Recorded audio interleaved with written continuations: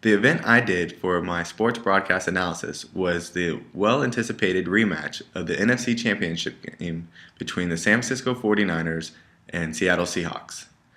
Coming into this event, there was several storylines. You had two NFC West teams playing each other for the third time. You had San Francisco versus Seattle, which is coming up as the best known rivalry in the NFL at the time. The biggest storyline to me, though, was you had John Harbaugh versus Pete Carroll again. Their rivalry goes all the way back from their college days when they were at, respectively, USC and Stanford. The announcers in the game were Joe Buck and Troy Aikman. Now, how these guys related to the fans that they were watching, sometimes difficult. Joe Buck is not normally known as to capture his audience, at least in my eyes. He's a little dull and boring. Troy Aikman, though, I do feel is a little entertaining. He gives you a great insight on the game itself, being an ex-NFL quarterback. But there's times that those guys just don't really capture the moment as I would expect. So those guys aren't, I feel, the best at relating to the audience. During the game, there were many storylines that developed. San Francisco dominated most of the game. You had the Marshawn Lynch, the Beast, being held to very limited yards before halftime. But to me, some of the main storylines that stood out was for San Francisco was the Bowman fumble.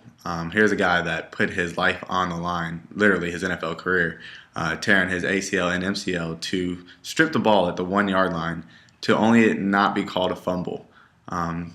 This was something that you saw in the replay over and over, that his knee got tore up, but yet he held on to the ball, but the officials got the call wrong. The major storyline for Seattle, of course, is headed to the Super Bowl. Now they face the New England Patriots in the Super Bowl. There's not a bigger storyline for them besides heading there. The biggest storyline of the game, though, has to be Richard Sherman's post-game interview. Richard Sherman basically got interviewed right after the game. He made the most amazing play, batting down the pass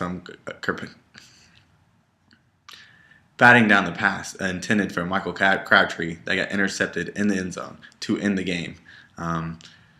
His postseason comments were basically calling Crabtree out, saying he's a sorry receiver and don't ever talk crap about me. No one knows what was said yet by Crabtree, but Sherman definitely took this as a personal attack and made it known after the game. To me personally, you can't judge the guy. When you put a mic in someone's face right after a big emotional game, you never know what you're going to get. So if you're going to take that chance, you got to live with the results. I personally found social media fascinating during this game. From everyone's opinions, from players, analysts, people on the couch just like me, as the game was going on, what they would do, what the other team was doing wrong. But when it came to the major storylines that were progressing, for the Bowman fumble, for instance, everybody took to Twitter.